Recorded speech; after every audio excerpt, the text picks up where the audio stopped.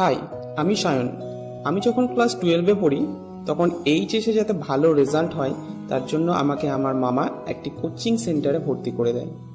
প্রথম দিন কোচিং সেন্টারে গিয়ে আমি চেনা মুখগুলি খুঁজছিলাম। হঠাৎই দেখতে পেয়েছিলাম প্রীতি আর তুহিনকে। ওরা আমার ক্লাসমেট। আমি ওদের কাছে গিয়েই বসেছিলাম। বসা মাত্র পাশ থেকে একটা মিষ্টি আওয়াজ এলো, এই তুমি আমার জায়গায় বসেছো কেন? পাশ ফিরে আমি দেখি সালোয়ার পরা, একটি হালকা কাজল, লাল লিপস্টিক পরা একটি লাল পরি। আমি ওকে দেখার পর ও কি বলছিল যেন কিছু শুনতেই পাচ্ছিলাম না। সব কিছু কেমন যেন থমকে গিয়েছিল। হঠাৎই কানে এলো প্রীতির গলা। প্রীতি বলছে, এই পূর্বা, তুই আমার পাশে এসে বস। কিন্তু ও আমার বেঞ্চেই বসেছিল। সেই 2 ঘন্টার ক্লাসে ফিজিক্স, কেমিস্ট্রি যেন সব মাথার ওপর দিয়ে গিয়েছিল। সেদিন আমার রাতে ঘুম হয়নি, আর তারপর থেকে আমি কোনো দিন কোচিং ক্লাস মিস করিনি।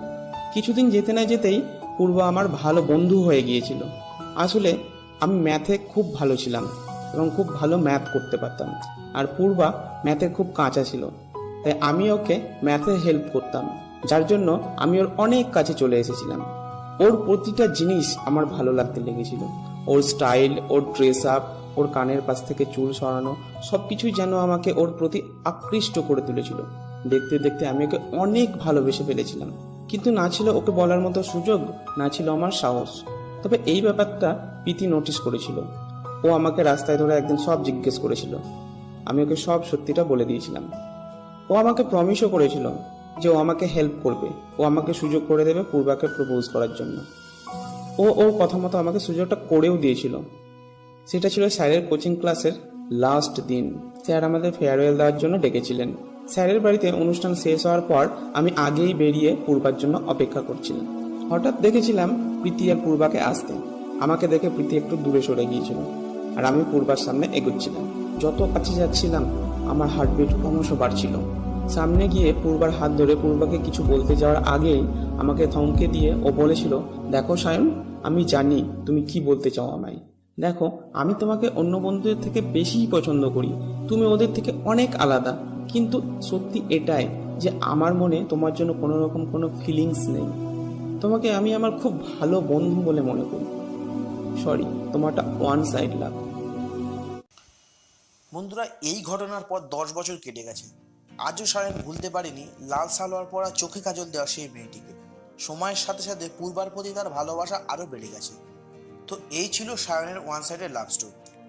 এই একতরফা ভালোবাসা কিন্তু টিনেজারদের কাছে খুবই ইন্টারেস্টিং টপিক। বিশেষ করে স্কুল কলেজের স্টুডেন্টদের এই একতরফা ভালোবাসার সম্মুখীন হতে হয়। তাই আজ আমি আপনাদের সাথে ওয়ান সাইডেড লাভ নিয়ে আলোচনা করব। যদি আপনি এখনও ফ্রি কিটিউন চ্যানেলটি সাবস্ক্রাইব করে না থাকেন, তাহলে দয়া করে সাবস্ক্রাইব করে নিন এবং পাশে বেল আইকনটি প্রেস করুন, যাতে পরবর্তী ভিডিওগুলির আপডেট সবার আগে পেয়ে যান। পৃথিবীতে অনেক রকমের ভালোবাসা রয়েছে, তার মধ্যে বিশুদ্ধ ও সর্বশ্রেষ্ঠ হলো একতরফা ভালোবাসা। এর মধ্যে না থাকে চাওয়া পাওয়া, না থাকে হারানোর কিছু, আর না থাকে ভালোবাসা মানুষের থেকে কষ্ট পাওয়ার ভয়। ভালোবাসার বেশি কম, কেয়ার থেকে শুরু করে সন্দেহ, এই ধরনের চিন্তাভাবনা বা ক্রিয়াকলাপ যখনই ভালোবাসার মধ্যে আসবে, তখনই আসবে সম্পর্কের মধ্যে হতাশা। কিন্তু একতরফা ভালোবাসার মধ্যে এই বিষয়গুলি আসে না। আপনার তখন মনে হবে, সে আমায় ভালো না বাসলো, আমি তো তাকে ভালোবাসি। তাকে ভালোবাসার জন্য তো কোনো পারমিশন নিতে হচ্ছে না। আর এই সমস্ত ভাবনা যখনই আপনার মাথায় আসবে, তখন আপনি নিজে থেকেই খুশি হয়ে যাবেন। তো বন্ধুরা, ওয়ান সাইডেড লাভ বা একতরফা ভালোবাসা কি? আসলে ওয়ান সাইডেড লাভ হলো এক আশ্চর্য শক্তি। এখানে কাউকে বলতে হয় না যে কতটা ভালোবাসি। ওয়ান সাইডেড লাভের ক্ষমতা এতটাই যে অন্যান্য সম্পর্কের মতো এটা দুটো লোকের মধ্যে ডিভাইডেড হয় না, শুধু একজনেরই অধিকার থাকে এখানে। তাহলে কি একতরফা ভালোবাসায় কোনো চাওয়া পাওয়া নেই? Actually there is no expectation, অর্থাৎ এখানে কোনো চাওয়া পাওয়া নেই। একতরফা ভালোবাসায় কোনো দেওয়া নেওয়ার ব্যাপার নেই। এখানে শুধু একটাই ব্যাপার, আর সেটা হলো দেওয়া। ওয়ান সাইডেড লাভের ক্ষেত্রে কেউ কিন্তু রিটার্ন ব্যাকের আশা করে না, তার সত্ত্বেও সে নিঃস্বার্থে ভালোবাসে। তাই ওয়ান সাইডেড লাভ হলো পৃথিবীর সেরা অনুভূতি। ওয়ান সাইডেড লাভ বা একতরফা ভালোবাসার কি কোনো ক্ষমতা আছে? হ্যাঁ, অবশ্যই। পৃথিবীতে সিঙ্গেল কেউ না, সবাই কাউকে না কাউকে ভালোবাসে এবং তার জানে যে একতরফা ভালোবাসার ক্ষমতাটা অন্য, তাই তারা সেটা এক্সপ্রেস করতে চায় না, নিজেদের মধ্যে গোপন রাখতে ভালোবাসে। একতরফা ভালোবাসা কি সফল হয়? না, বেশিরভাগ সময় হয় না। ওয়ান সাইডেড লাভ এমনই যে বেশিরভাগ সময় মানুষ বুঝতেই পারে না যে সে কেন তার প্রতি এতটা দুর্বল। সে তাকে ভালোবাসে না জেনেও কেন তার পিছনে দৌড়াচ্ছে। কোনো কোনো সময় হয় যে কোনো ছেলে বা মেয়ে যাকেই দেখে তাকেই ভালো লাগে, তার পিছনে দৌড়ায়। এটা মোটেও ভালোবাসা নয়, এটা হলো সাময়িক ভালো লাগা। একতরফা ভালোবাসাতে এটাকে গুলিয়ে ফেললে চলবে না। ওয়ান সাইডেড লাভ মানে you fall in love again and again with the same person. একতরফা ভালোবাসা এতটাই গভীর হয় যে বারবার তারপরেই প্রেমে পড়তে হয়। আর বারবার একজনের প্রেমে পড়ার আনন্দ সেই বোঝে যার ভালোবাসাটা ওয়ান সাইডেড। সে ভালোবাসাই বা কি যেটা ওয়ান সাইডেড না? সে ভালোবাসাই বা কি যেখানে তার জন্য তোমার মন এক্সাইটেড? সে জানে সে তাকে কোনোদিনই ভালোবাসবে না, তবুও তাকে ভালোবাসে। আর মেসেজের লাস্ট সিন চেক থেকে শুরু করে ফেসবুকে স্ট্যাটাস, রাতে চোখ বন্ধ করে তার কথা ভাবে মুখে মুচকি হাসি থেকে শুরু করে তার ছোট্ট ছোট্ট পরিবর্তনে আপনার কাছে মিষ্টি ছুরি হয়ে লাগা। এটাই ওয়ান সাইডেড লাভ, যেটা সবার ভাগ্যে থাকে না। আর সময়ের সাথে সাথে এই ভালোবাসা বেড়ে যায়, এর কোনো পরিণতি নেই। তাই শাহরুখ খান বলেছেন, एक तरफा प्यार की ताकत ही कुछ और होती और रिश्तों की तरह तो लोगों में नहीं पड़ती। सिर्फ मेरा हक है इसमें, सिर्फ।